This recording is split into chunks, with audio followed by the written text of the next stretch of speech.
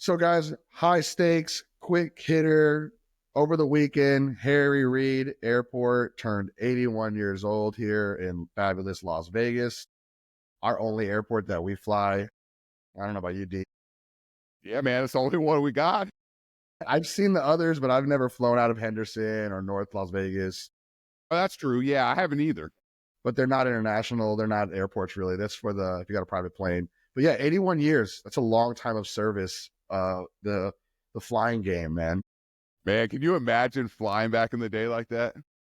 Yeah, 81 years ago, getting on a plane and be like, oh, yeah, we're going to go to Tulsa. We're going to fly to Tulsa from here. Hell no. Yeah, Dude, the people original, right now with all the plane issues, but man, it's still safe to fly. just imagine the Dust Bowl that it was in like 81 years ago. Like the original airfield was called Alamo Airfield or something like that. And then they Alamo. changed it. Yeah. Not a bad name, but I like Harry Reid.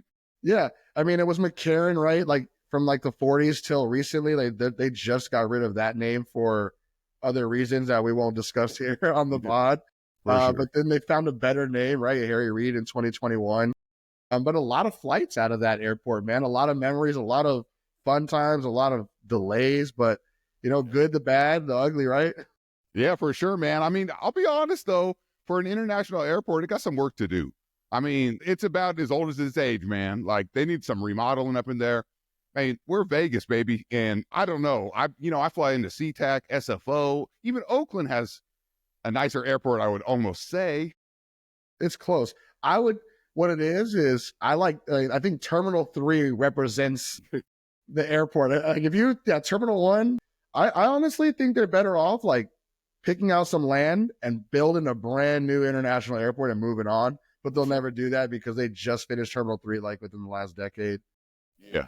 Yeah. Terminal 1, that's a different experience. Yeah. I'll be honest, man. That's where they put the reject airlines, I feel like, over there, bro. Yeah, no, it's definitely a different. I feel like when you're getting to Terminal 1, it's like, oh my God, what's happening? And then like that, it's like that meme, right? And then Terminal 3 is like, got my coffee. You're like happy to see TSA. You're like, oh yeah, no, here you go.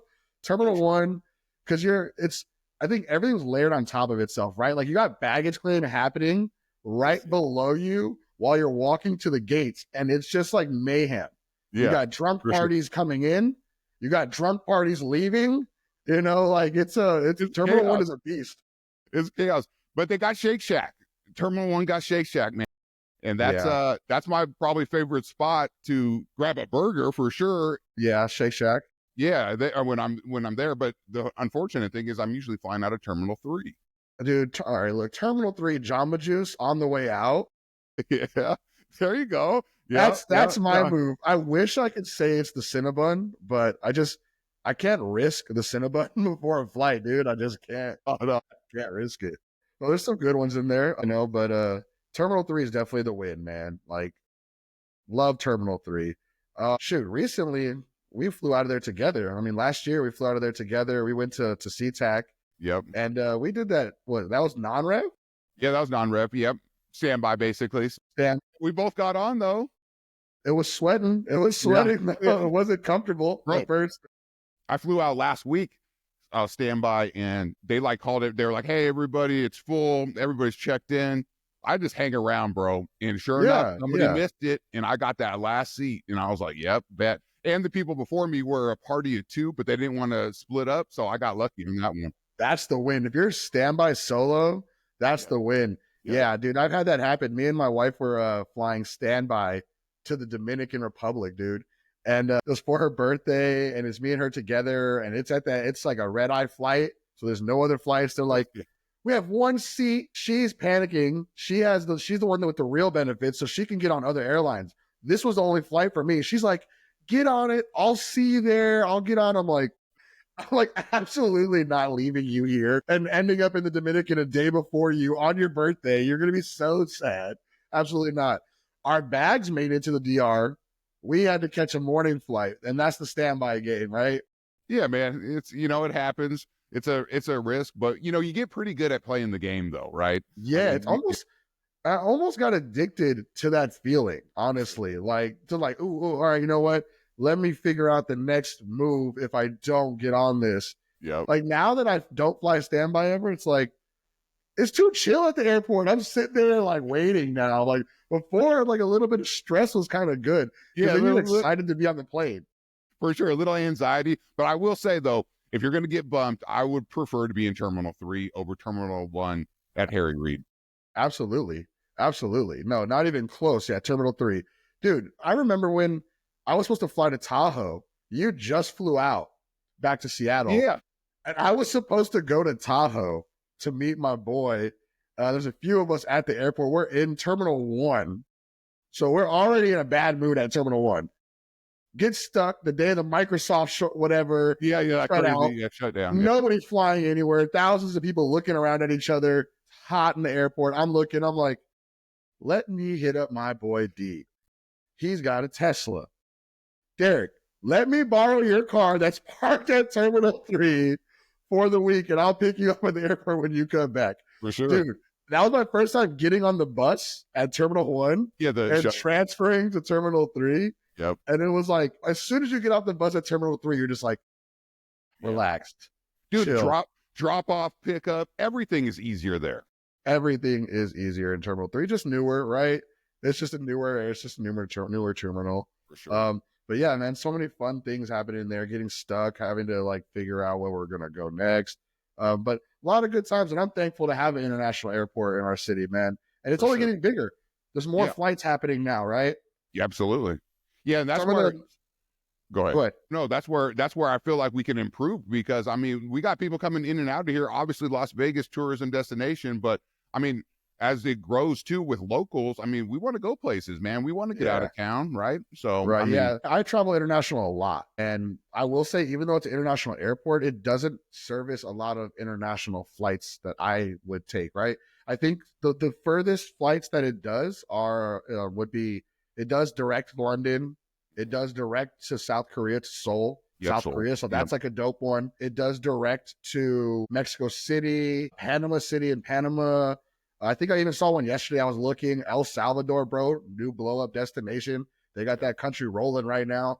Dude, direct to San Salvador. So it's like, there are some unique flights, but man, we need some more flights to like Japan direct, right? To like Tahiti and stuff. Like, I don't think we need to be stopping, man. Like LA, San Fran, Seattle. I'm like, why do I got to go out of my way? Let me just hop from here. Like, you can't fly anywhere in the Caribbean from Vegas direct that I know of. Yeah, I think, and that's something where I feel like they are going to grow, though. Right, I think so. Bro. I mean, it makes sense, right? I mean, and plus, too, it's like, we're thinking about it like to get out of here, but that like the people that would come here from it, it's like, dude, come on, time. You know? Big time, yeah. I mean, like, it flies direct to Toronto. Like, I know a lot of people count on that Vegas trip every year. I know we have a lot of family and friends that live outside of Vegas. They're like, no, I come every September 10th, every year, spend a week, whatever. They're not missing that Vegas trip. We saw that during COVID. Even during COVID, people did not miss their Vegas trip. For sure. I wish I had the article handy, but there was an article about the people that are actually coming here, the increase from other countries, especially for first-time trips. Obviously, Americans, if you're a Vegas person, you're a Vegas person, you come once a year about, right? But like the newbies are really coming from international places. So I think that has a lot to do with, and we've said this in our own conversations, Vegas is already the best city in the country to me. And 5 years ago, it was on its way there, and now we're there, where for sure more people are happy to skip New York, Florida, LA, Washington, and go to, oh, no, you know what? We're not going to any of those. We're flying international, going to Vegas for the week. For sure. Because it has everything. Before, you would only come here for a couple of days. Yeah. Now it has everything. For sure. And you know what's crazy about that is the increase in families that are coming here. It's a big number, bro. So like now it's not just like, obviously we have the partying situation, but like it's actually a family place to come. Yeah, it's not limited. It's not limited and restricting, right? Because I remember when I was coming out here in the 90s to visit family, it was, hey, we're going to the casino. We're checking you into the Kids Quest. That's what Kids Quest, name drop that. If you've been to Kids Quest, comment below. Drop you off at Kids Quest and you're happy. You're like, dude, 6 hours, freaking games. They got like slides, ball pit. It's Yeah, may go not come gamble. back. You don't know what the hell's going to happen. It's 3 a.m, but to you as a kid, you like have a soda machine. Yeah, no, it's more than that now. Like you said, there's more shows, there's more venues and things for kids to do out here and families to do. And I think as more people come here to visit, they're starting to understand that there's more outside of Vegas, right? Like Red Rock, Zion's, we're like the closest airport to Zion National, like Grand Canyon's down the road, right? We have a lot to offer here. Death Valley. There's so much nature that now I think people are extending their trips. They're not doing 3-day hitters to Vegas. They're like, hey, 2 days of raging, but then I need my 2 days of snowboarding, 2 days of hiking. It's a lot more of that happening now. I see it too on flights. You know, if you start conversations with people, it's like, what are you doing? And they're coming here, but then they go on a road trip, bro. You know, they go on, they go to Zion, they go for a drive, you know, they go to Mount Charleston, whatever. But the thing is they just, it's not limited, like you said, to just the strip anymore. And more people that I know, especially because I'm obviously a recent transplant, they're coming here. Like someone from my high school was staying at Red Rock like 3 months ago. Like they, you know, the casino, they come to Summerlin. That's where they came. They didn't even go to the strip. You know what I'm saying? So, I mean, my uncle, he's the same way. He comes out and like he gambles. He comes out in town and gambles and hangs out, but he's staying at Red Rock. He's not even, people are learning that they don't have to be on the strip. No. And like you said about the road trips, right? Like I would almost argue, like I travel a lot, and I would almost argue if you're an international person trying to visit the West Coast, come into Vegas and drive to LA. Drive to LA. Go visit LA. You have a car there, drive. You don't need to fly into LAX and stay in LA like that. You could stay here first. You could hit LA.